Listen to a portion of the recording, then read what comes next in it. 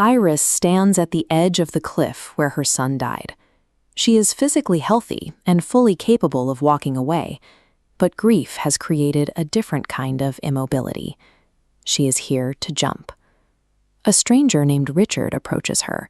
He tells her a story about his own recovery from a tragic accident, offering a connection that pulls her back from the ledge.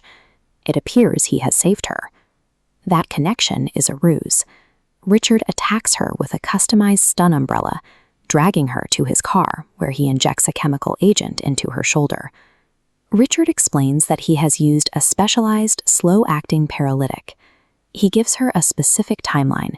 In exactly 20 minutes, her nervous system will shut down completely. She will remain conscious and able to feel every sensation, but she will be unable to move a single muscle. This chart captures the paradox of her situation. A woman who arrived wanting to die is suddenly trapped in a 20-minute countdown. To survive, she must find the will to fight for her life before her own body locks her out. Iris fights back with a pocket knife, slashing Richard and forcing his SUV into a violent, devastating rollover. She drags herself into the dense woods, desperate to put distance between herself and the crash. The chemical works with mathematical precision. As the 20-minute timer drains, her motor functions collapse in stages. Yet, as her physical mobility drops below 50%, her will to live spikes. The looming threat of paralysis forces her to choose raw survival. With Richard closing the gap and her body hitting total failure, Iris makes a final move.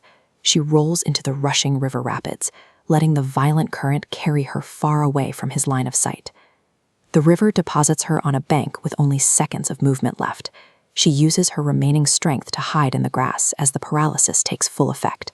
The total loss of physical agency has forced a mental recalibration. Taking away her ability to act strips her apathy, leaving a primal need to stay alive. An old farmer finds her and brings her into his home, but Iris is now trapped in a locked-in state. She can hear the farmer's questions and see his face, but she is physically incapable of responding. Richard arrives at the house shortly after. He uses his mobility to play a distraught husband whose wife has suffered a medical episode.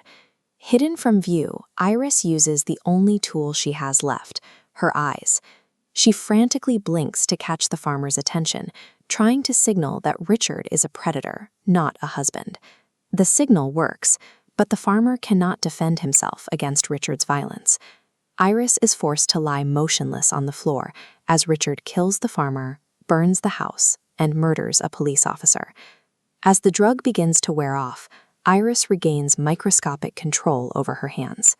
She uses this window to reach into Richard's kit and steal a second syringe of the paralytic agent, hiding it for the right moment. Brute force is impossible.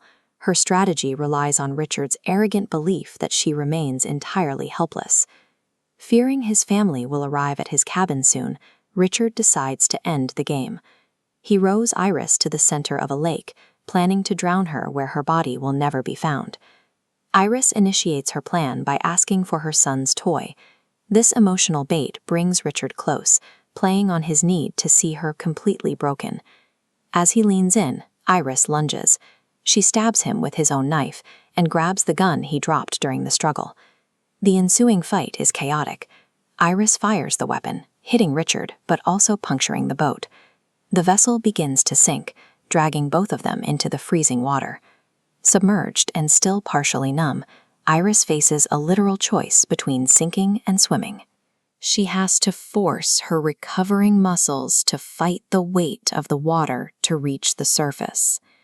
When the water fills her lungs, the abstract desire to die vanishes, replaced by the mechanical necessity of reaching the light.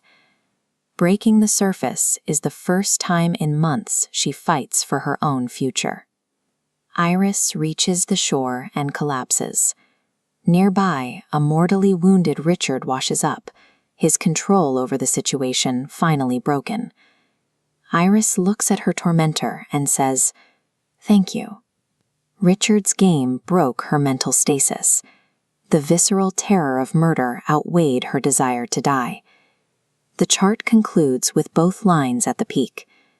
Iris still carries the grief of her loss, but she has recovered the basic machinery of survival. By forcing her to lose her agency, Richard gave her back the drive to keep moving.